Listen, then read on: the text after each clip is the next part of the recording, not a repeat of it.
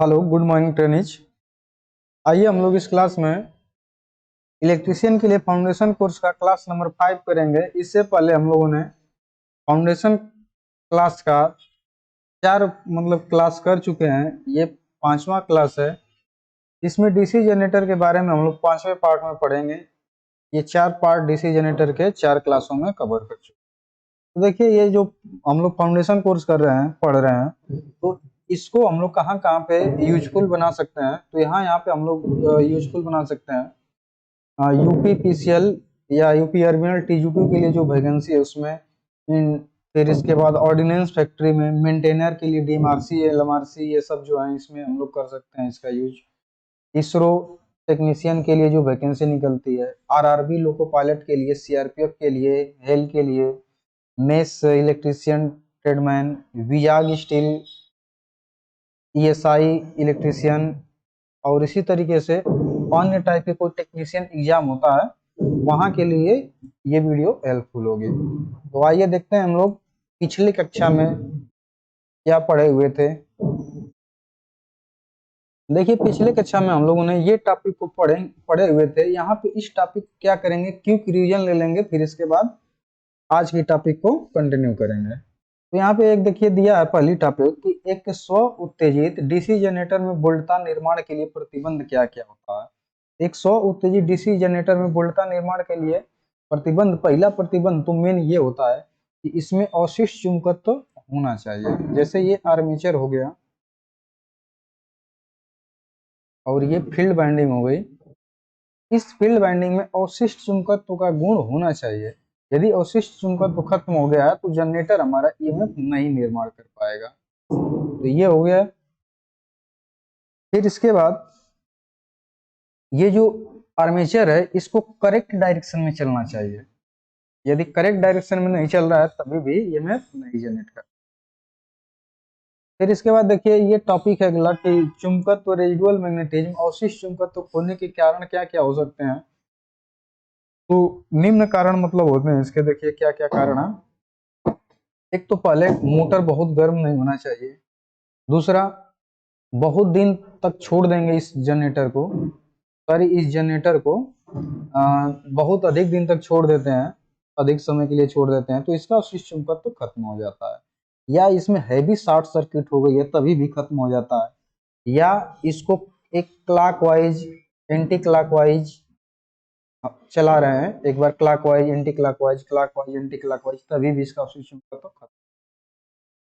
फिर इसके बाद अगली टॉपिक है क्रांतिक प्रतिरोध, क्रिटिकल रेजिस्टेंस। तो जो क्रिटिकल रेजिस्टेंस होता है वो अधिकतम रेजिस्टेंस होता है जिससे अधिक शंट फील्ड का प्रतिरोध होगा तो ये जनरेटर वोल्टेज निर्माण करने में असफल हो जाता है। वो क्रिटिकल रेजिस्टेंस होता है। क्रिटिकल रेजिस्टेंस से यानी कि आरसी से हमेशा कम मान होना चाहिए कि इसका फील्ड प्रतिरोध का, अन्यथा जनरेटर वोल्टेज निर्माण करने में असफल हो जाता है। फिर इसके बाद अगली टॉपिक है सेल्फ एक्साइटेड डीसी जनरेटर में ईएमएफ का बनना।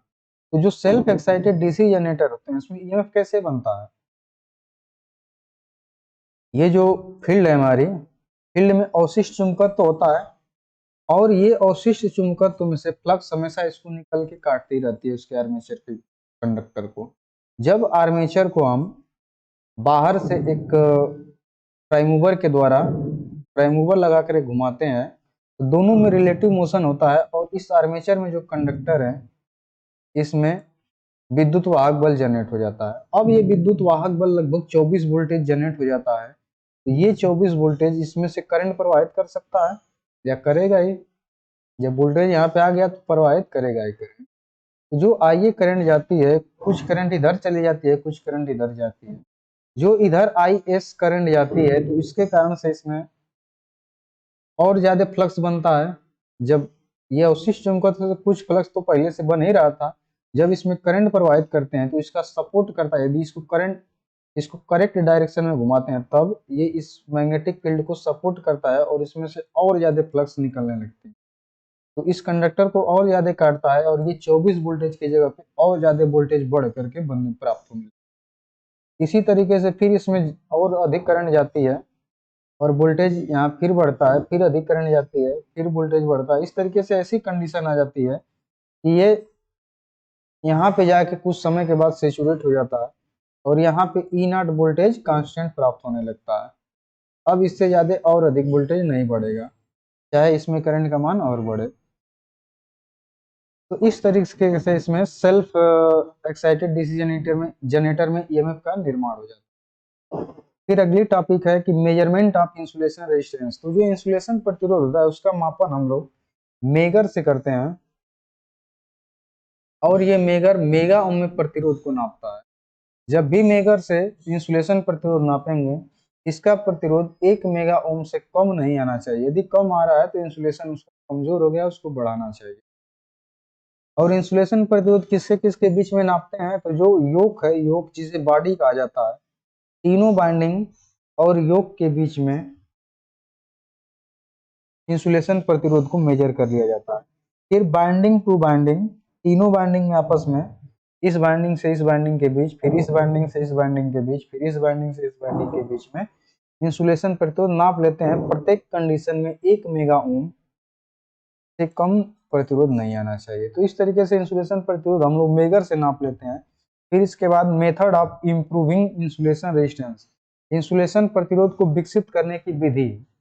तो कौन कौन विधि होती है, पहले तो ये जो मशीन है उसको खोल करके यदि उसमें गर्म हवा का झोंका देते हैं तो उसमें नमी जो होती है वो खत्म हो जाती है, तो उसका इंसुलेशन प्रतिरोध वहां पे बढ़ सकता है। दूसरी विधि ये है कि यदि आप एक कार्बन फिलामेंट लैंप ले लेंगे, उसको जला करके उसको मशीन के अंदर ले जाकर के गर्म करके सुखा सकते हैं, तभी भी बढ़ सकता है। और तीसरी विधि यह है कि यदि ये इन विधियों से नहीं बढ़ रहा है तो आप क्या करेंगे, मशीन को खोलेंगे और उसको साफ करके वार्निश कर देंगे, वार्निश करके सुखा देंगे तो उसका इंसुलेशन बढ़ जाता है। फिर इससे रिलेटेड हम लोग क्वेश्चन पढ़ लिए थे, तो ये सब जो टॉपिक थे ये हम लोग पिछले कक्षा में पढ़ चुके हैं, उसको जा करके देख लेंगे जिससे आपको बढ़िया से समझ में आएगा। अब आज की जो क्लास में पढ़ेंगे उसको देख लेते हैं क्या हम लोगों को पढ़ना है आज। तो आज हम लोगों को इस क्लास में डीसी जनरेटर के लक्षण, उसके कैरेक्टरिस्टिक, उसके व्यवहार को पढ़ेंगे। जो डीसी जनरेटर होते हैं उनकी क्या कैरेक्टरिस्टिक होती है, उसका व्यवहार कैसा होता है, कैसा वर्क करता है, लोड देने पे वोल्टेज बढ़ता है कि घटता है। कई टाइप के डीसी जनरेटर होते हैं, तो सभी डीसी जनरेटरों के हम लोग यहाँ पे लक्षण को पढ़ेंगे, उसके कैरेक्टर को देखेंगे कैसा उसका कैरेक्टर। यदि आप मार्केट में जाएंगे खरीदने के लिए डीसी जनरेटर, तो आप अपने आवश्यकता के अनुसार उसके कैरेक्टर को बताएंगे कि आपको ये काम करना है और इस हिसाब से हमें जनरेटर चाहिए, डीसी जनरेटर चाहिए, तो उसके कैरेक्टर को ही बताएंगे। तो ये कैरेक्टर होता है उसका। तो देखिए कैरेक्टर जो होता है डीसी जनरेटर के लक्षण, जो कैरेक्टरिस्टिक होती है ये दो टाइप की होती हैं। एक नो लोड कैरेक्टरिस्टिक होती है, एक लोड कैरेक्टरिस्टिक होती है। तो जो नो लोड कैरेक्टरिस्टिक होती है ये एक ही होती है, जो लोड कैरेक्टरिस्टिक होती है दो भागों में विभाजित हो जाती है इस तरीके, एक इंटरनल कैरेक्टरिस्टिक और एक एक्सटर्नल कैरेक्टरिस्टिक, ये लोड कैरेक्टरिस्टिक होते हैं। ये नो लोड कैरेक्टरिस्टिक तो होती है। तो इस टॉपिक को पढ़ेंगे। फिर इसके बाद डीसी जनरेटर के विलक्षण को पढ़ लेंगे। तो डीसी जनरेटर के भी ये तीनों कैरेक्टरिस्टिक होगी, उसी तरह से डीसी शंट जनरेटर के भी तीनों कैरेक्टरिस्टिक होगी, डीसी कंपाउंड जनरेटर के लिए भी तीनों कैरेक्टरिस्टिक हो। तो इस तरीके से अलग अलग जनरेटरों के लिए तीनों कैरेक्टरिस्टिक को हम लोग पढ़ेंगे और इन सब टॉपिक से रिलेटेड एक ऑब्जेक्टिव टाइप क्वेश्चन रहेगा। एक क्या मतलब कई ऑब्जेक्टिव क्वेश्चन रहेंगे, उसको भी इसमें हम लोग पढ़ेंगे। तो ये रहा आज की क्लास का एक ओवरव्यू कि क्या क्या हम लोग पढ़ेंगे। तो आइए अब देखते हैं आगे। डीसी जनरेटर के विलक्षण, दो टाइप के विलक्षण होते हैं। पहला विदाउट लोड कैरेक्टरिस्टिक, ये जो होता है ई नॉट और आई एफ के बीच में खींचा जाता है। ई नॉट क्या है कि नो लोड पे वोल्टेज है, आई एफ जो है फील्ड करंट है। क्या है? फील्ड करंट है। इन दोनों के बीच में जो कर्व खींचा जाता है उसे विदाउट लोड कैरेक्टरिस्टिक या नो लोड कैरेक्टरिस्टिक या ओपन सर्किट कैरेक्टरिस्टिक या मैग्नेटाइजिंग कैरेक्टरिस्टिक या मैग्नेटिक सेचुरेशन कैरेक्टरिस्टिक, ये विथआउट लोड कैरेक्टरिस्टिक के ही अलग अलग नाम है। तो इन सब नामों को भी ध्यान में रखेंगे, क्योंकि ऐसा भी पूछा जाता है, जैसे ई नॉट आई एफ है, पूछा जाएगा कि नो लोड कैरेक्टरिस्टिक किसके किसके बीच खींची जाती है, तो ई नॉट आई एफ के। या ओपन सर्किट कैरेक्टरिस्टिक किसके बीच खींची जाती है, तो इसी के बीच खींची जाती है। इन्हीं सभी का ये अलग अलग नाम है, मतलब एक ही चीज है ये। तो देखिए जो विथआउट लोड कैरेक्टरिस्टिक होती है, ये इस तरीके से, जैसे आर्मेचर है ये, और ये शंट बाइंडिंग हो गई। तो यदि इस पे लोड नहीं देंगे और वोल्टेज को नापेंगे तो ई नॉट वोल्टेज से इसको दर्शाया जाता है, मतलब नो लोड वोल्टेज। और ये आई फील्ड करंट जा रही है, शंट में फील्ड करंट जा रही है, इन दोनों के बीच में खींचा जाता है, आई एफ और आई नॉट के बीच में। तो इसे विथआउट लोड कैरेक्टरिस्टिक कह देते हैं, बिना लोड की कैरेक्टरिस्टिक। जब लोड नहीं देंगे उस समय खींचेंगे जिस कैरेक्टरिस्टिक को, उसे कहेंगे विथआउट लोड कैरेक्टरिस्टिक। ये जो कैरेक्टरिस्टिक होती है कुछ इस तरीके से बन करके ऐसे आ जाती है, और ये सभी प्रकार के डीसी जनरेटरों के लिए होती है। AC sorry series shunt compound, तीनों प्रकार के डीसी जनरेटरों के लिए विथआउट लोड कैरेक्टरिस्टिक ऐसे ही आ जाती है। इसको मैग्नेटाइजिंग कैरेक्टरिस्टिक या मैग्नेटिक सेचुरेशन कैरेक्टरिस्टिक कहते हैं। अब ये देखिए नोट में कुछ है कि it is a rising voltage type characteristic and identical for all type of generator. ये कैसी कैरेक्टरिस्टिक है, तो राइजिंग टाइप है, बढ़ती वोल्टेज कैरेक्टरिस्टिक, बढ़ती हुई वोल्टेज कैरेक्टरिस्टिक है। ये क्वेश्चन पूछा जाता है कि जो विथआउट लोड कैरेक्टरिस्टिक होती है वो कैसी होती है, राइजिंग होती है कि कैसी होती है। तो ये कैसी होती है, राइजिंग होती है, ड्रॉपिंग नहीं होती है, राइजिंग का ध्यान, इसका वोल्टेज बढ़ता जाता है इस तरीके। और ये सभी प्रकार के डीसी जनरेटरों के लिए एक समान होती है, मतलब एक ही कैरेक्टरिस्टिक ऐसे ही सभी जनरेटरों के लिए आती है, ये भी ध्यान में दें। जो विथआउट लोड कैरेक्टरिस्टिक होती है, बिना लोड की कैरेक्टरिस्टिक, वो सभी जनरेटरों डीसी जनरेटरों के लिए एक ही टाइप की ऐसे, जो किसके किसके बीच में खींची जाती है, आई एफ और ई नॉट के बीच में खींची जाती है। ये जो होता है ये एक स्विच आई एफ को दर्शाती है फील्ड करंट को, और ये ई नॉट यानी कि नो लोड वोल्टेज को दर्शा देती है। तो ये हो गया नो लोड कैरेक्टरिस्टिक। आगे देख लेते हैं without load with load characteristic. वो कैसी थी, पहला नंबर विथआउट लोड, ये लोड के साथ कैरेक्टरिस्टिक कैसी है, लोड के साथ कैरेक्टरिस्टिक। तो ये लोड के साथ कैरेक्टरिस्टिक दो टाइप की होती है, एक इंटरनल कैरेक्टरिस्टिक होती है, इसको आर्मेचर कैरेक्टरिस्टिक कहते हैं, जबकि दूसरी क्या कौन सी होती है, एक्सटर्नल कैरेक्टरिस्टिक, इसको लोड कैरेक्टरिस्टिक या परफॉर्मेंस कैरेक्टरिस्टिक कहते हैं। ये भी क्वेश्चन पूछे जाते हैं कि इंटरनल कैरेक्टरिस्टिक किससे किसके बीच में खींची जाती है, तो ईए और आईए के बीच में खींची जाती है। देखिए ईए और आईए क्या है, तो ये आर्मेचर हो गया, और ये हो गई शंट फील्ड हो गई इस तरीके से। ये यहाँ पे हम लोग सीरीज भी दे सकते हैं, तो लेकिन यहाँ पे शंट दे करके समझ लेते हैं। देखिए विथ लोड कैरेक्टरिस्टिक, मतलब लोड के साथ कैरेक्टरिस्टिक इसको खींचना है, तो ये लोड लगा देंगे, जोड़ देंगे। तो जब लोड जोड़ देंगे तो इसमें से आई ए आर्मेचर करंट जाएगी, इधर I S current H current जाएगी, इसमें आई करंट जाएगी। इसमें जो उत्पन्न होगा विद्युत वाहक बल, इसे ई ए से दर्शाएंगे, और इसके टर्मिनल पे जो वोल्टेज प्राप्त होगा इसको भी से दर्शाएंगे।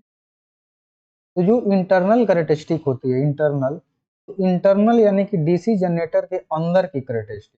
तो अंदर इसके क्या क्या चीज है, देखिए ये और आईए है, तो ये क्या है, आर्मेचर वोल्टेज और आर्मेचर धारा आईए है। इन दोनों के बीच में जो कैरेक्टरिस्टिक खींचेंगे उसे क्या कहेंगे, इंटरनल कैरेक्टरिस्टिक या आर्मेचर कैरेक्टरिस्टिक। इंटरनल कैसे मतलब पहचानेंगे, ये अंदर है, मशीन के अंदर आर्मेचर होता है, उसके अंदर ये जनरेट हो रहा है, तो ये इंटरनल कैरेक्टरिस्टिक हो गया, अंदर मशीन के अंदर, या आर्मेचर में उत्पन्न हो रहा है तो आर्मेचर कैरेक्टरिस्टिक नाम से इसे जाना जाता है। इसको ध्यान में रखेंगे। फिर इसके बाद एक्सटर्नल कैरेक्टरिस्टिक होती है, वो भी और आई के बीच में खींची जाती है। भी जो होता है टर्मिनल वोल्टेज होता है, वोल्टेज होता है लोड पे, लोड पे जो वोल्टेज मिलता है लोड पे वो टर्मिनल वोल्टेज होता है। और ये मशीन के बाहर होता है, जो डीसी जनरेटर होता है वो मशीन के बाहर एक टर्मिनल आते हैं, उस पे वोल्टेज नापेंगे और उस टर्मिनल पे यानी कि लोड को कितनी करंट जा रही है, ये भी बाहर ही करंट होती है, तो उसको जब नापेंगे तो इसे कैसा कहेंगे, एक्सटर्नल कैरेक्टरिस्टिक, यानी कि बाहरी बाह्य विलक्षण। हिंदी में क्या हो जाएगा, बाह्य विलक्षण। यदि नहीं अंग्रेजी में थोड़ा नहीं समझ में आएगा तो लिख लेंगे बाह्य विलक्षण। इंटरनल को आंतरिक अभिलक्षण लिख लेंगे। इंटरनल को आर्मेचर कैरेक्टरिस्टिक भी कहा जाता है या आर्मेचर अभिलक्षण हो गया। उसी तरह से एक्सटर्नल बाह्य अभिलक्षण, लोड कैरेक्टरिस्टिक, लोड कैरेक्टरिस्टिक को क्या लिख देंगे, लोड मतलब कि लोड अभिलक्षण। परफॉर्मेंस कैरेक्टरिस्टिक को परफॉर्मेंस अभिलक्षण। तो इस तरीके से ये हो गए सब अभिलक्षण। अब आगे देख लेते हैं। देखिए अब डीसी सीरीज जनरेटर के अभिलक्षण को पढ़ लेते हैं। डीसी सीरीज जनरेटर के अभिलक्षण कैसे होते हैं, उसी तरह से शंट के पढ़ लेंगे, फिर उसके बाद कंपाउंड के पढ़ेंगे। तो डीसी सीरीज जनरेटर में भी 3 अभिलक्षण प्राप्त होंगे, एक नो लोड कैरेक्टरिस्टिक, एक लोड कैरेक्टरिस्टिक।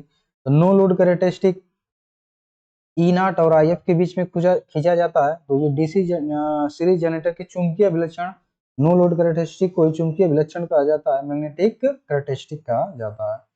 तो ये जो होता है अभिलक्षण किसके किसके बीच में किया जाता है, तो वह वक्र जो नो लोड वोल्टेज और फील्ड एक्साइटेशन करंट के मध्य संबंध बताता है चुंबकीय अभिलक्षण का। किसके किसके बीच, नो लोड वोल्टेज यानी कि ई नॉट और field excitation current I F के बीच में जब खींचेंगे जो कर्व, उसे ही कह देंगे चुंबकीय अभिलक्षण। लेकिन एक बात ध्यान में देंगे, जो डीसी सीरीज जनरेटर होता है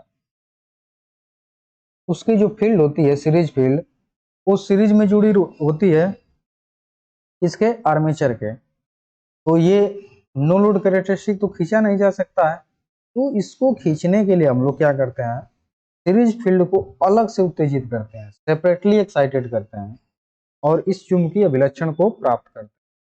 कैसे करते हैं तो यहाँ आगे देखते हैं।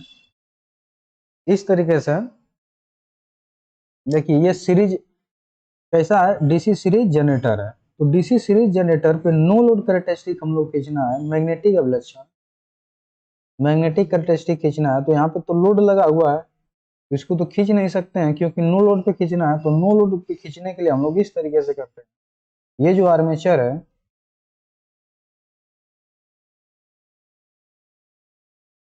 इसको प्राइम मूवर के माध्यम से यहाँ पे हम लोग जोड़ देंगे और इसकी जो शंट फील्ड है, सॉरी सीरीज फील्ड जो है, सीरीज फील्ड को हम लोग अलग से डीसी सप्लाई देंगे। देखिए यहाँ पे रियोस्टेट लगा देंगे और अलग से डीसी सप्लाई दे करके इसको एक्साइटेड करके इसके टर्मिनल पर टर्मिनल वोल्टेज को टेस्ट करेंगे, नो लोड टेस्ट कर देंगे। ई नॉट को प्राइम मूवर से घुमाएंगे, धीरे धीरे वोल्टेज बढ़ता जाएगा। तो इसकी जो कैरेक्टरिस्टिक आएगी यहाँ पे देखिए, यहाँ पे दे रखा है, इस तरीके से आएगा, इस तरीके से। तो ये यहाँ से स्टार्ट हो जाएगी नो लोड कैरेक्टरिस्टिक। ये जो दिखाया जा रहा है मैग्नेटिक कैरेक्टरिस्टिक या नो लोड कैरेक्टरिस्टिक, ये दिखाया गया है। इसमें देखिए आई, इस पे जो नो लोड कैरेक्टरिस्टिक खींचेंगे तो किसके किसके बीच में खींच देंगे, आई एफ और नो लोड वोल्टेज के बीच में। यहाँ पे तो आई एफ हो गया और नो लोड के बीच में मैग्नेटिक कैरेक्टरिस्टिक खींचेंगे। तो जब आई एफ का मान 0 होगा उस समय भी उसमें क्या होगा, कुछ अवशिष्ट चुंबकत्व तो होगा, उसके कारण से इतना वोल्टेज प्राप्त हो जाता है। अब इसमें क्या करेंगे, धीरे धीरे इसमें करंट जब बढ़ाते हैं तो धीरे धीरे इसका वोल्टेज बढ़ता जाता है, बढ़ता जाता है इस तरीके से, और एक ऐसी कंडीशन आ जाती है कि वो सेचुरेट हो जाता है। तो सेचुरेट हो जाता है तो ये इसका वोल्टेज कांस्टेंट हो जाता है और यहाँ पे हमें मैक्सिमम ई नॉट यानी कि terminal voltage, no load voltage प्राप्त हो जाता है। तो इसकी कैरेक्टरिस्टिक ध्यान से देखेंगे, मैग्नेटिक कैरेक्टरिस्टिक ऐसी होती है। और ये कैरेक्टरिस्टिक सब मैग्नेटिक कैरेक्टरिस्टिक के लिए ये जो लाइन दिख रही है ये सभी के लिए एक समान हो जाती है, जैसे वो सीरीज हो या शंट हो या कंपाउंड हो। तो ये हो गई मैग्नेटाइजिंग कैरेक्टरिस्टिक। अब हम लोग देख लेते हैं इंटरनल कैरेक्टरिस्टिक और एक्सटर्नल कैरेक्टरिस्टिक। तो इसमें इंटरनल कैरेक्टरिस्टिक ये दिखाया गया है यहाँ पे, ये जो दिखाया गया है ये इंटरनल है और ये एक्सटर्नल है। तो जो सीरीज वाउंड जनरेटर होते हैं, सीरीज जनरेटर होते हैं, उनकी कैरेक्टरिस्टिक जो होती है इंटरनल या एक्सटर्नल या मैग्नेटिक कैरेक्टरिस्टिक, तीनों कैसी होती है, राइजिंग टाइप की होती है। तीनों वोल्टेज करंट बढ़ने पर तीनों का वोल्टेज बढ़ता है, मतलब तीनों कैरेक्टरिस्टिक। लेकिन अन्य जनरेटरों का ऐसा नहीं होता है, उसको भी आगे हम लोग देखेंगे। यहाँ पे करंट का मान बढ़ने पे वोल्टेज बढ़ जाएगा, लेकिन लोड करंट बढ़ाएंगे, जैसे जैसे इस पे लोड बढ़ाते जाएंगे इसका टर्मिनल वोल्टेज भी क्या होगा, बढ़ता जाता है डीसी सीरीज जनरेटर का। तो ये जो है यहाँ पे प्राप्त हो गया इंटरनल कैरेक्टरिस्टिक, और ये एक्सटर्नल कैरेक्टरिस्टिक यहाँ पे इस तरीके से प्राप्त हो गया। इंटरनल कैरेक्टरिस्टिक किसके किसके बीच खींचेंगे, तो ई जी ऑब्लिक आई ए, या ई ए आर्मेचर लिख सकते हैं यहाँ पे, आर्मेचर वोल्टेज, आर्मेचर प्राप्त वोल्टेज। फिर इसके बाद जो एक्सटर्नल कैरेक्टरिस्टिक होती है, ये जो होती है V और I के बीच में खींची जाती है, किसी किसी में V और I के बीच में। तो ये जो होता है, ये इतना वोल्टेज ड्रॉप हो रहा है, लोड दे रहे हैं, लोड जब लोड देंगे तो इसमें वोल्टेज ड्रॉप हो जाता है इतना वोल्टेज, तो इसे कहते हैं आर्मेचर रिएक्शन ड्रॉप। आर्मेचर में रिएक्शन होता है। आर्मेचर रिएक्शन मतलब ये होता है कि जैसे इसमें फील्ड है, जो फील्ड, तो इसमें मैग्नेटिक फील्ड यदि इस डायरेक्शन में बनती है तो आर्मेचर की फील्ड इस डायरेक्शन में बनती है, तो दोनों में आर्मेचर रिएक्शन के कारण से ये फ्लक्स जो होती है कम हो जाती है, मतलब न्यूट्रल हो जाती है। इसको क्या कर देती है, न्यूट्रल कर देती है, जिससे जो फील्ड में से फ्लक्स निकलती है वो कम हो जाती है, और वहां पे वोल्टेज हमें आर्मेचर में कम प्राप्त हो जाता है। तो ये एक्सटर्नल इंटरनल कैरेक्टरिस्टिक में इतना वोल्टेज ड्रॉप हो जाता है, और जब वही एक्सटर्नल कैरेक्टरिस्टिक खींचा जाता है तो टर्मिनल पे वोल्टेज और कम हो जाता है, जिसके कारण से आर्मेचर में कुछ प्रतिरोध होगा, आर्मेचर में जो बाइंडिंग किया है उसमें प्रतिरोध होगा, और फील्ड में भी कुछ प्रतिरोध होगा। तो जब दोनों में से करंट आइए करंट गुजरती है तो कुछ इसमें वोल्टेज ड्रॉप कर देती है, कुछ इसमें कर देती है, और यहाँ पे टर्मिनल पे वोल्टेज कम मिलता है। जो यहाँ पे वोल्टमीटर लगा के चेक करेंगे तो टर्मिनल पे वोल्टेज कम मिलता है आर्मेचर के तुलना में। तो ये किसके कारण से, इसमें वोल्टेज ड्रॉप के कारण। तो यहाँ पे इस वोल्टेज ड्रॉप को घटा देते हैं due to armature and field resistance के कारण से यहाँ पे वोल्टेज ड्रॉप होता है, यहाँ पे आर्मेचर रिएक्शन के कारण से ड्रॉप होता है। ये फिगर बना के क्वेश्चन इस तरीके से पूछ लेते हैं कि ये क्या दर्शाता है, तो ये आर्मेचर रिएक्शन को दर्शा रहा है। ठीक है, आगे देख लेते हैं। देखिए डीसी सीरीज जनरेटर के लोड बढ़ने के साथ साथ मशीन की टर्मिनल वोल्टता बढ़ती है। इस तरीके से ग्राफ जो होता है, जैसे जैसे लोड बढ़ाते जाते हैं इसका टर्मिनल पे जो वोल्टेज प्राप्त होता है वो क्या होता है, वो भी बढ़ता जाता है, फिर कांस्टेंट हो जाता है। फिर यदि बहुत ज्यादा लोड देंगे तो इसका टर्मिनल वोल्टेज तेजी के साथ गिरने लगता है, जैसे अभी हम लोग यहाँ पे देख रहे थे। इस पे बहुत ज्यादा लोड देंगे तो आर्मेचर रिएक्शन के कारण और आर्मेचर में रेजिस्टेंस के कारण से इसमें वोल्टेज ड्रॉप होगा, और वोल्टेज ड्रॉप इतना अधिक हो जाएगा इसका वोल्टेज तेजी के साथ गिरने लगता है। फिर जो डीसी सीरीज जनरेटर होते हैं उनको स्थिर धारा जनरेटर कहा जाता है। कैसा कहा जाता है, स्थिर धारा जनरेटर कहा जाता है। ये भी क्वेश्चन पूछा जाता है कि कांस्टेंट करंट जनरेटर किसे कहा जाता है, तो डीसी सीरीज जनरेटर को कहा जाता है। जो डीसी सीरीज जनरेटर होता है इसको बूस्टर के रूप में हम लोग यूज करते हैं। बूस्टर के रूप में मतलब कि जैसे डीसी सप्लाई यदि हमें ट्रांसमिट करनी है और ज्यादा दूरी पे ट्रांसमिट करनी है, तो जो तार है इसमें वोल्टेज ड्रॉप के कारण से यहाँ से जो टर्मिनल वोल्टेज प्राप्त हो रहा है और इसके टर्मिनल पे जब वोल्टेज नापते हैं तो यहाँ पे कम हो जाता है, जैसे V2 हो गया या V1 हो गया। तो इस वोल्टेज को जब कम हो जाता है तो इसको पूर्ति करने के लिए, बढ़ाने के लिए हम लोग डीसी सीरीज जनरेटर को सीरीज में लगा कर डीसी सीरीज बूस्टर के रूप में यूज करते हैं।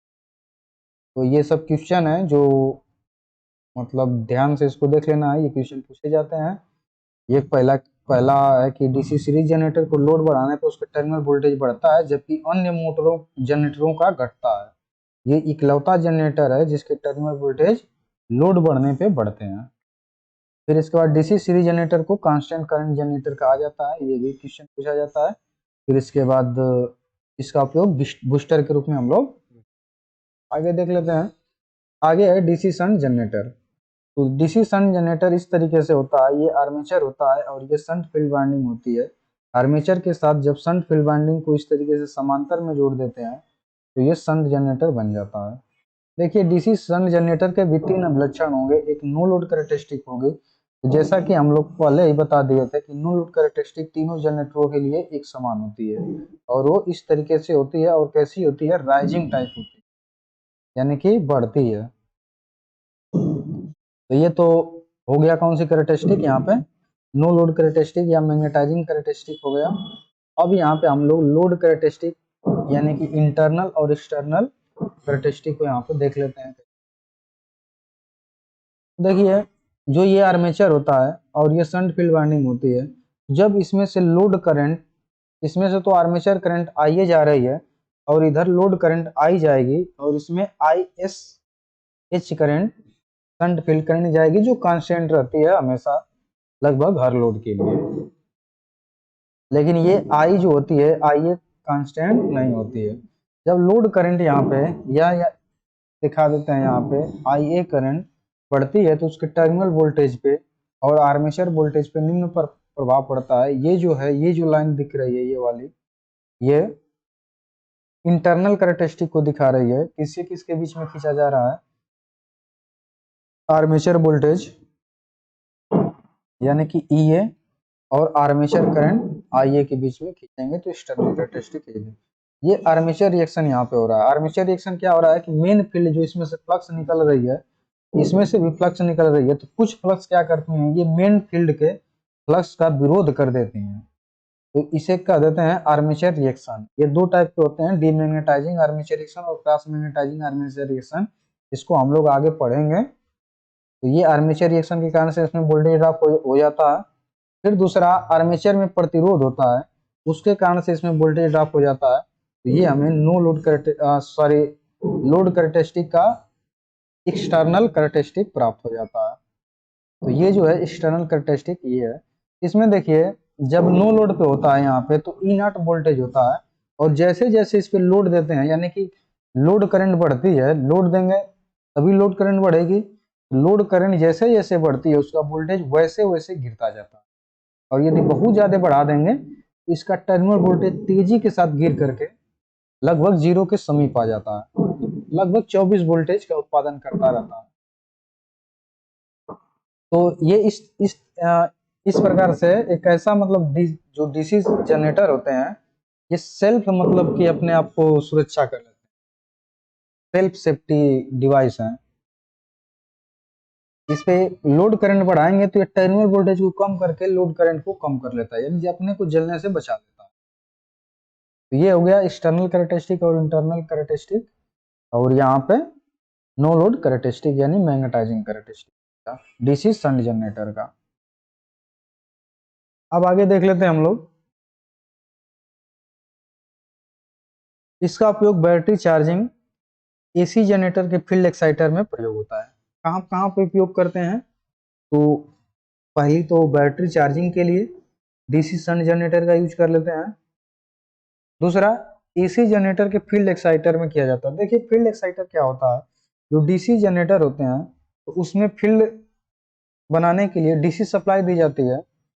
जैसे डीसी जनरेटर हो गया तो इसमें भी फील्ड रहेगा, फील्ड को एक्साइट करने के लिए हम लोग डीसी सप्लाई ही देंगे। तो डीसी सप्लाई जब देंगे तो उसको किसके माध्यम से देते हैं, एसी जनरेटरों में फील्ड एक्साइटर के माध्यम से दिए जाते हैं, और वो फील्ड एक्साइटर क्या होते हैं, डीसी शंट जनरेटर होते हैं। डीसी शंट जनरेटर से उसको फील्ड को एक्साइटेड किया जाता है। मतलब जो डीसी शंट जनरेटर होते हैं उसी के हिसाब से एसी जनरेटर के हिसाब पे वो भी फिट रहते हैं, और यहाँ से निकाल करके इसको फील्ड को दे दिया जाता है पावर सप्लाई।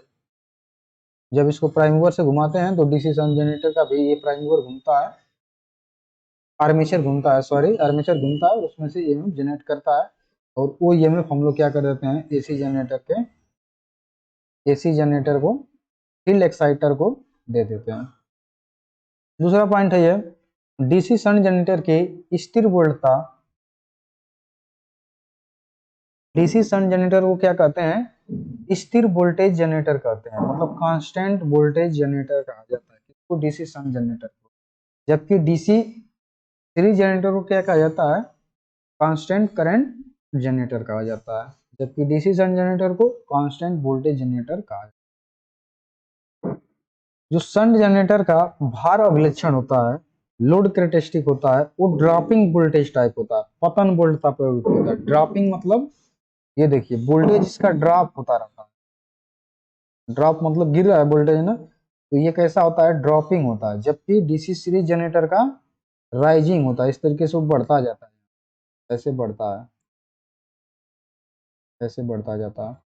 जबकि इसका गिरता हुआ नेचर का होता है, ड्रॉपिंग टाइप का आता है। ये भी क्वेश्चन पूछा जाता है कि डीसी शंट जनरेटर की लोड कैरेक्टरिस्टिक या भार अभिलक्षण कैसा होता है, ड्रॉपिंग वोल्टेज टाइप का। आगे देख लेते हैं डीसी कंपाउंड जनरेटर के अभिलक्षण। जो डीसी कंपाउंड जनरेटर होते हैं उनके अभिलक्षण देखिए कैसे होते हैं। तो डीसी कंपाउंड जनरेटर में पहले तो ये जान लेते हैं, इसमें 3 वाइंडिंग इस तरीके से हो जाएगी, एक शंट हो जाएगी, एक सीरीज हो जाएगी, एक आर्मेचर वाइंडिंग हो जाएगी, और इस तरीके से कनेक्ट कर देंगे तो इसमें कभी शॉर्ट शंट बनेगा, कभी लॉन्ग शंट बनेगा, कभी डिफरेंशियल बनेगा, कभी क्यूमुलेटिव बनेगा। तो ये जो है अभी इसमें क्या दिखाया गया है, स्टार्ट शंट को दिखाया गया है। स्टार्ट शंट को कैसे पहचानते हैं, आर्मेचर के साथ यदि शंट फील्ड वाइंडिंग को जोड़ देते हैं, केवल आर्मेचर के साथ शंट में समांतर में शंट फील्ड वाइंडिंग को जोड़ देते हैं तो ये स्टार्ट शंट बन जाता है। वही यदि आर्मेचर और सीरीज फील्ड के साथ यदि समांतर में इस शंट को जोड़ देंगे ऐसे, तो ये क्या हो जाएगा, लॉन्ग शंट हो जाएगा। ठीक है, तो ये अभी शॉर्ट शंट है यहाँ पे। देखिए जो डीसी कंपाउंड जनरेटर होते हैं इसकी जो अभिलक्षण होते हैं, एक्सटर्नल कैरेक्टरिस्टिक होते हैं VT और IL के बीच में, तो ये कई टाइप के होते हैं। तो इसमें कई टाइप के कैरेक्टरिस्टिक आते हैं, तो इस तरीके से आते हैं। एक over compound generator, over compound characteristic के लिए ये आ जाता है ओवर ओवर कंपाउंड कैरेक्टरिस्टिक।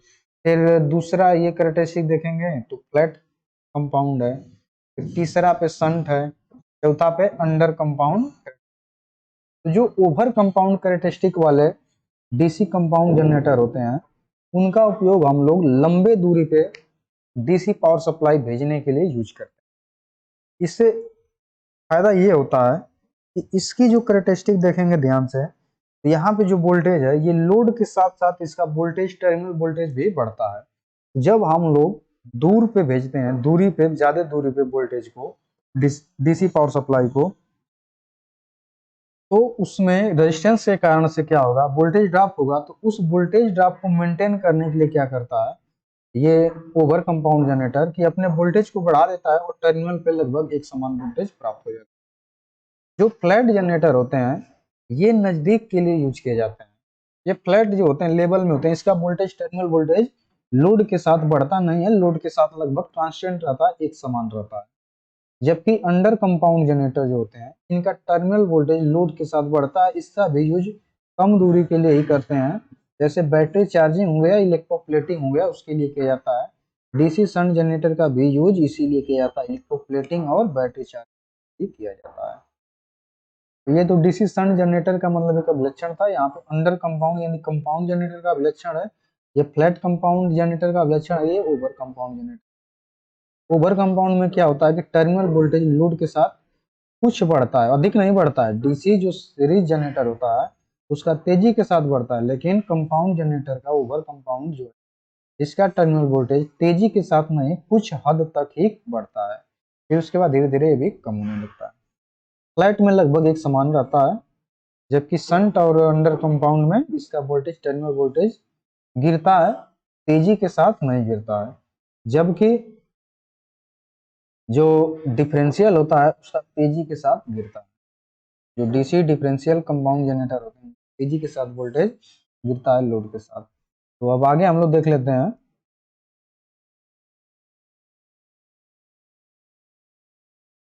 ये डीसी डिफरेंशियल जो कंपाउंड जनरेटर होते हैं उसकी कैरेक्टरिस्टिक है। तो इसकी कैरेक्टरिस्टिक देखिए, तेजी के साथ क्या करती है, वोल्टेज इसका तेजी के साथ गिरता है।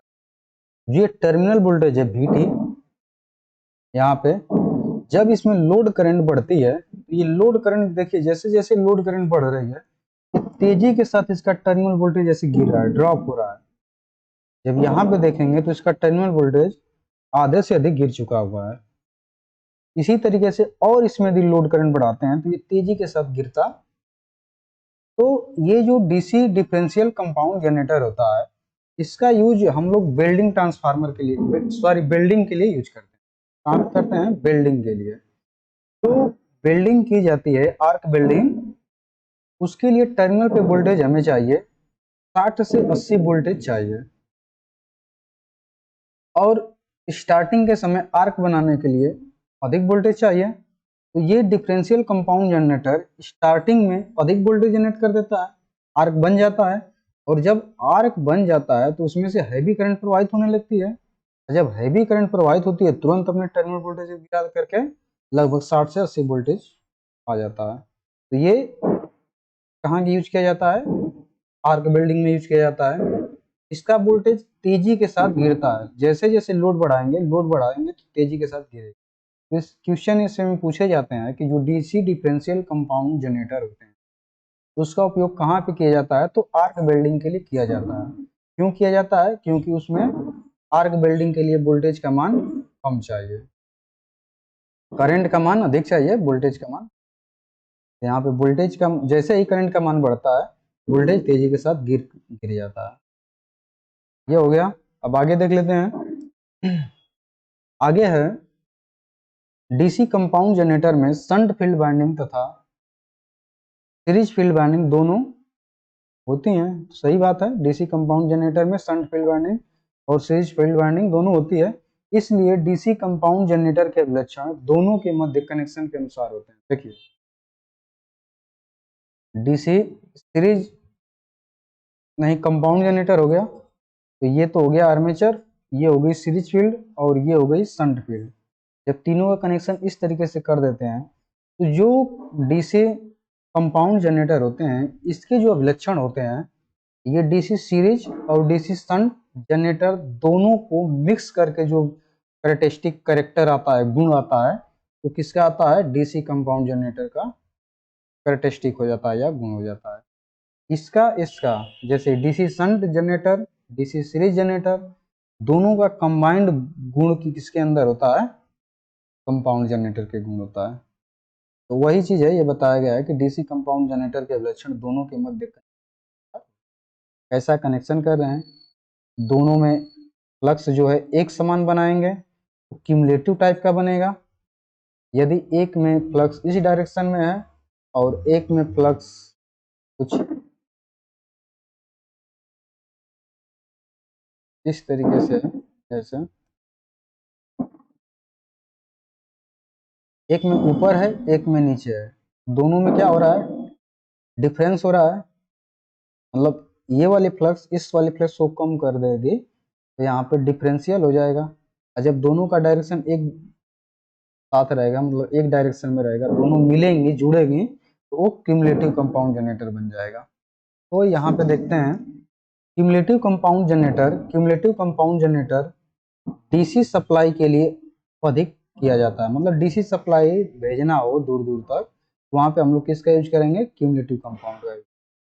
बैटरी चार्जिंग करना है, रेक्टिफाई कर बैटरी चार्जिंग करना है और इलेक्ट्रोप्लेटिंग करना है तो वहां पे हम लोग डीसी शंट जनरेटर का, बूस्टर की तरह यूज करना है डीसी सीरीज का यूज करें। वही आर्क वेल्डिंग के लिए यूज करना है तो डिफरेंशियल कंपाउंड जनरेटर का यूज। ठीक है, डीसी डिफरेंशियल यहाँ पे रहेगा, डीसी डिफरेंशियल कंपाउंड जनरेटर का उपयोग आर्क वेल्डिंग में किया जाता है। ये सब हो गया। आगे देख लेते हैं। आगे देखिए एक एग्जांपल है, जैसे यदि कोई जनरेटर से संबंधित क्वेश्चन आता है तो उसको कैसे हल करेंगे, इसको देख लेते हैं। देखिए क्वेश्चन दिया हुआ है एक लॉन्ग शंट कंपाउंड जनरेटर। जैसे देखिए जो भी क्वेश्चन है उसको हल करने के लिए जो जो दिया रहता है पहले उसको लिख लेते हैं, ये सवाल ऑटोमेटिक अपने से कह रहा है कि लॉन्ग शंट, तो पहले लॉन्ग शंट कंपाउंड जनरेटर बना लेंगे। ये आर्मेचर हो गया, ये सीरीज हो गया और ये शंट फील्ड वाइंडिंग हो गई। इस तरीके से करके कनेक्शन हम लोग का कंप्लीट हो गया। तो कह रहा है कि 400 वोल्टेज पे 100 एम्पियर की करंट प्रवाहित हो रही है। तो यहाँ पे लोड दे देते हैं, लोड में ही तो करंट प्रवाहित होगा। ये लोड हो गया। इसमें जो करंट जा रही है वो कितनी जा रही है, 100 एम्पियर जा रही है। और इसके टर्मिनल पे जो वोल्टेज है वो कितना है, 400 वोल्टेज दे रखा है ये सब क्वेश्चन। एक लॉन्ग शन कंपाउंड जनरेटर 400 वोल्टेज पे 100 एम्पियर की लोड धारा प्रदान कर रहा है। 100 एम्पियर की करंट 400 वोल्टेज पे प्रदान कर रहा है और इसका आर्मेचर, सीरीज फील्ड तथा शंट फील्ड के प्रतिरोध क्रमशः 0.1 ओम। 0.1 ओम किसका है, आर्मेचर का। 0.1 ओम हो गया इस आर्मेचर का प्रतिरोध। सीरीज फील्ड का प्रतिरोध 0.03 ओम, 0.03 ओम सीरीज का हो गया। शंट का कितना हो गया, तो 200 ओम हो गया। ये सब लिख लिए। फिर कह रहा है कि आर्मेचर धारा और जनित्र वोल्टेज की गणना करना। इसमें आर्मेचर धारा IA और जनित्र वोल्टेज यानी कि E के मान की गणना करना है। ये सब गणना करना है, ठीक है। जबकि कह रहा है कि संपर्क ड्रॉप के लिए एक वोल्टेज प्रति ब्रश मान लें। जो ये ब्रश लगे हुए हैं, एक ब्रश के लिए एक वोल्टेज क्या हो रहा है, ड्रॉप हो रहा है। एक वोल्टेज ड्रॉप हो रहा है, एक वोल्टेज यहाँ पे भी ड्रॉप होगा, टोटल 2 वोल्टेज। अब क्या करेंगे हम लोग, इसमें से आइए आर्मेचर करंट को निकाल लेते हैं। तो देखिए कैसे निकाला जाएगा आर्मेचर करंट।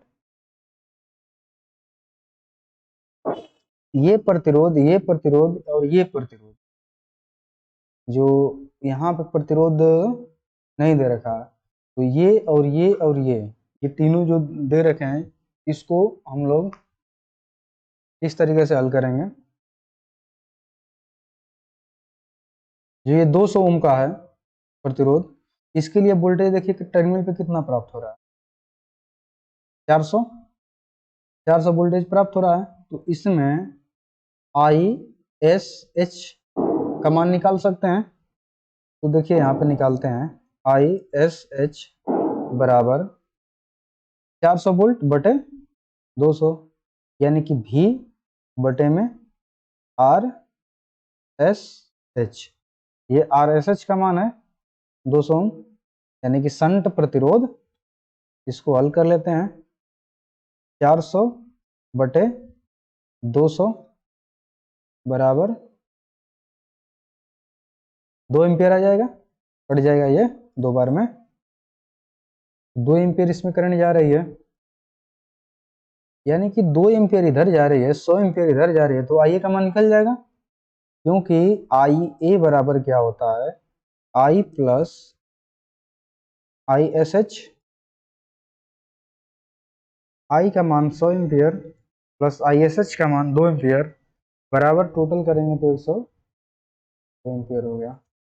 अब क्या करेंगे, हमें E नॉट चाहिए। तो E नॉट का मान निकालने के लिए हम लोग क्या कर सकते हैं, E बराबर E नॉट या E बराबर ले लेते हैं। E बराबर जो IA मतलब आर्मेचर में वोल्टेज ड्रॉप हो रहा है, आर्मेचर में वोल्टेज ड्रॉप होगा इसके कारण से, प्लस IARSE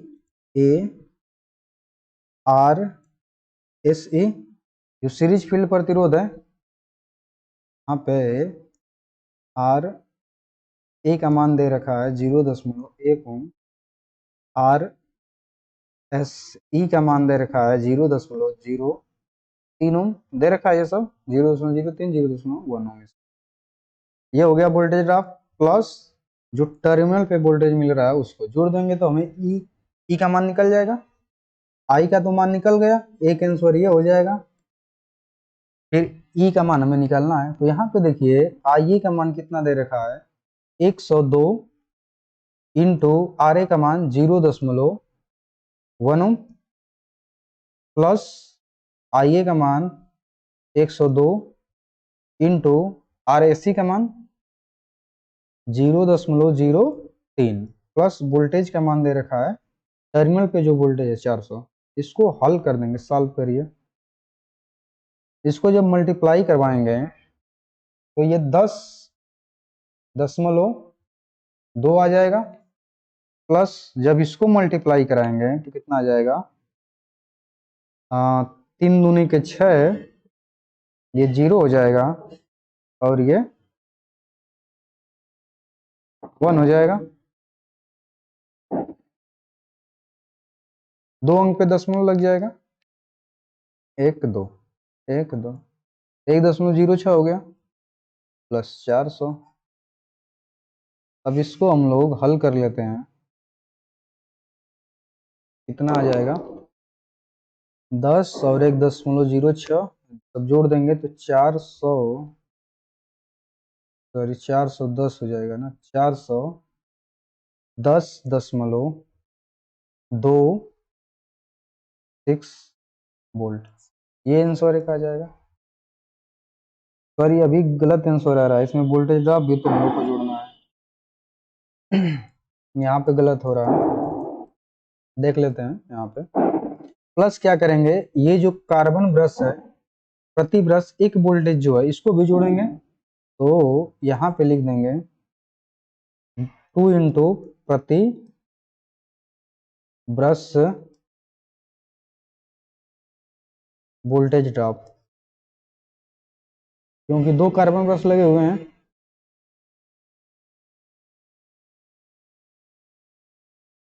प्लस यहाँ पे जोड़ देंगे 2 इंटू 1 प्लस 2, तो अब जोड़ देंगे तो वही आ जाएगा 412.26 वोल्ट, ये आंसर आ जाएगा।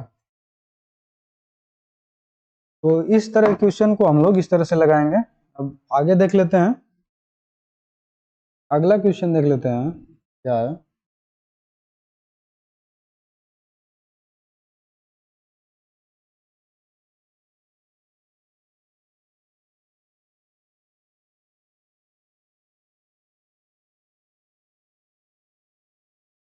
देखिए यहाँ पे थोड़ा सा मल्टीप्लाई करने में गलत हो गया, जो इसमें जब मल्टीप्लाई करेंगे तो इसको हल करना है केवल मल्टीप्लाई, तो जब इसमें 3 दूनी के 6 हो गया तो ये 3 एकम 3 हो जाएगा ना, 3 ये हो जाएगा, जोड़ेंगे तो कितना हो जा रहा है, देखिए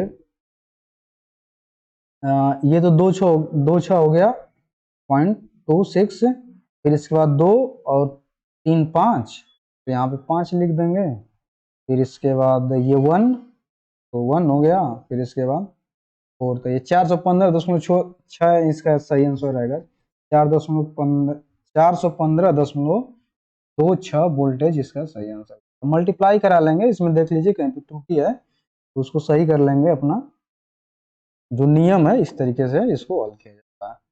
आगे देख लेते हैं अगला क्वेश्चन जो है ये। अगला क्वेश्चन है कि 6 पोल वाले एक शंट जनरेटर के वेव बाइंडिंग आर्मेचर में 404 चालक हैं और उसका आर्मेचर तथा फील्ड प्रतिरोध क्रमशः 0.4 ओम और 200 ओम है। जनरेटर का प्रति ध्रुव फ्लक्स 20 मिली वेबर है और वह 1000 आरपीएम की चाल से घूम रहा है। जनरेटर की टर्मिनल वोल्टता ज्ञात कीजिए, आर जबकि उसके आर पार कार्यभार 50 ओम का है। तो देखिए ये डीसी शंट जनरेटर का कह रहा है और वेव बाइंडिंग है, तो डीसी शंट जनरेटर बना लेते हैं, समझते हैं कैसे ये क्वेश्चन क्या है। इस टाइप के क्वेश्चन को हल करने से पहले क्या करेंगे, इस तरीके से सर्किट डायग्राम बना लेंगे जो भी कुछ कर रहा है। तो शंट जनरेटर का रहा है तो शंट जनरेटर को बना लेंगे यहाँ पे और लोड दे देंगे इसको। अब देखिए दे रखा है 6 पोल का है, तो यहाँ पे लिख देते हैं P बराबर 6। कह रहा है कि वेव बाइंडिंग, तो वेव बाइंडिंग कह दिया तो A बराबर 2 हो जाएगा, वेव कह दिया तो A बराबर 2, यदि वही लैप कहता तो A बराबर 6 हो जाता है, क्योंकि A बराबर P हमेशा लैप बाइंडिंग के लिए होता है। ये चीज जो छोटी बात है इसको ध्यान रखें। फिर Z बराबर देखेंगे, चालकों की संख्या दे रखा है 404 और उसका आर्मेचर तथा फील्ड प्रतिरोध क्रमशः दे रखा है। आर्मेचर प्रतिरोध RA बराबर दे रखा है 0.4 ओम और RSH बराबर दे रखा है 200 ओम दे रखा है। जनरेटर का प्रति ध्रुव फ्लक्स दे रखा है 20 मिली वेबर, तो फाई बराबर लिख देंगे 20 मिली वेबर और इसको वेबर में चेंज कर देंगे तो 20 इंटू 10 के घाते -3 वेबर हो जाएगा। फिर इसकी आरपीएम दे रखा है n बराबर 1000 आरपीएम और कार्यभार पे वोल्टेज RL का मान दे रखा है 50। ये दे रखा है 50 ओम, ये दे रखा है 200 ओम, और ये दे रखा है 0.4। सबसे पहले क्या करेंगे, इसमें जनरेटेड विद्युत वाहक बल को निकालेंगे। टर्मिनल वोल्टेज हमें ज्ञात करना है, क्या ज्ञात करना है, VT का मान ज्ञात करना है। सबसे पहले हम लोग E का मान ज्ञात कर लेते हैं, जो जनरेट हो रहा है वोल्टेज को। तो E बराबर क्या होता है, फाई PN Z अपान 60, ए फार्मूला होता है, इसी फार्मूले पे रख देंगे, सब मान निकल। E बराबर फाई का मान देखिए कितना दे रखा है, 20 इंटू 10 के घाते -3 इंटू P का मान दे रखा है N का मान कितना दे रखा है 1000 इंटू Z का मान 404 दे रखा है, बटे में 60 इंटू A का मान 2 हो जाएगा। ठीक है, इसको काट देते हैं, ये 202 हो जाएगा। अब इसको और आगे हल करते हैं, ये 20 है, ये एक 0 है, इससे कट जाएगा, ये इससे कट जाएगा, 3 दूनी के 6 कट जाएगा, 2 3 6 हो जाएगा ना। ठीक है, 3 से इसको काट देंगे, 2 हो जाएगा।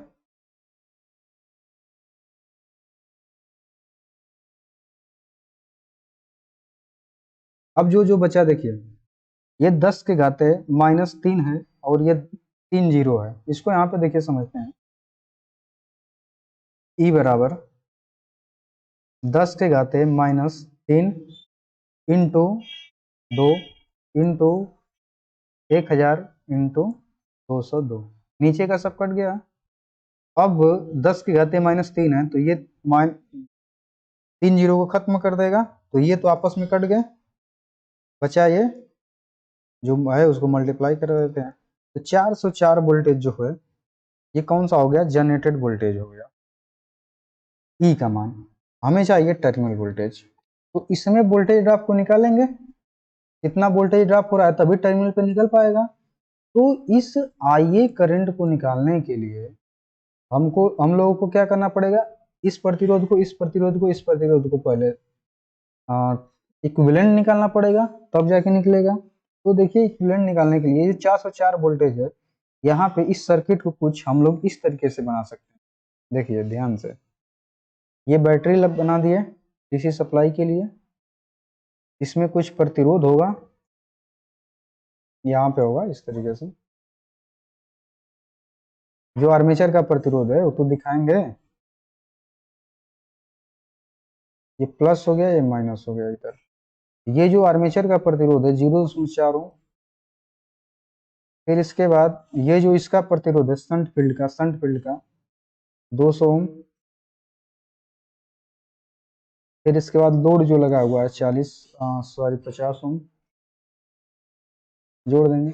ये और ये दोनों समांतर में जुड़े हुए हैं, तो यहाँ पे हम लोग RT पहले निकाल लेते हैं। तो RT बराबर निकालेंगे तो ये दोनों समांतर में और ये सीरीज में हो जाएगा दोनों के, तो ये 200 इंटू 50 बटे में 250 प्लस 0.4, RT का मान निकल जाएगा। ये जो वोल्टेज है कितना निकल कर आ गया है, 404 वोल्टेज अभी हम लोग यहाँ पे निकाले हैं।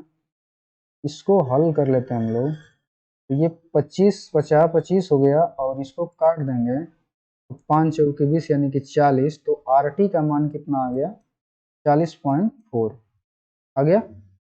अब हम लोग यहाँ से IA का मान निकाल सकते हैं, आर्मेचर करंट का। तो IA बराबर हो जाएगा, ये जो पूरा बैटरी का वोल्टेज है 404 बटे में RT का मान 40.4, तो ये 10 बार में कट जाएगा, तो IA का मान 10 एम्पियर आएगा। अब इसमें हम लोग क्या कर सकते हैं, वोल्टेज ड्रॉप को निकाल सकते हैं। जब इसमें वोल्टेज ड्रॉप को निकालते हैं, इस वाले सीरीज फील्ड सॉरी आर्मेचर वाले के जो प्रतिरोध है इसमें, तो देखिए वोल्टेज ड्रॉप कितना निकलता है, V बराबर निकाल लेते हैं आर्मेचर में, 0.4 इंटू 10 करेंगे तो ये 4 वोल्टेज आ गया ड्रॉप। तो अब VT का मान निकाल सकते हैं, VT बराबर E माइनस जो ये VA ड्रॉप हो रहा है, या VA न लिख करके यहाँ पे हम लोग IARA लिखते हैं, वो ज़्यादा समझ में। VA की जगह पे IARA लिखते हैं। वोल्टेज ड्रॉप किसमें? IARA, आर्मेचर में वोल्टेज ड्रॉप है, आर्मेचर वोल्टेज ड्रॉप। तो IA का मान 10 एम्पियर इंटू RA का मान 0.4, तो ये कितना हो जाएगा? 4 वोल्टेज। तो VT बराबर हो जाएगा E माइनस IARA, ये RA है, E का मान 404 माइनस ये 4 बराबर आंसर आ जाएगा 400 वोल्ट। ठीक है,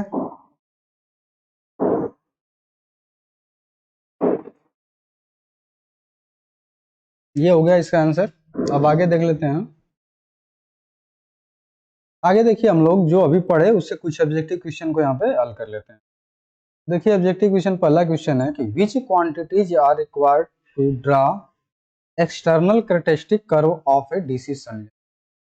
जो डीसी शंट जनरेटर है उसकी एक्सटर्नल कैरेक्टरिस्टिक यानी कि बाह्य अभिलक्षण को खींचने के लिए किस किस जो क्वांटिटी होती है उसका हम लोग यूज करते हैं। तो बाह्य कैरेक्टरिस्टिक खींचने के लिए ये जो डीसी शंट जनरेटर है, इस तरीके से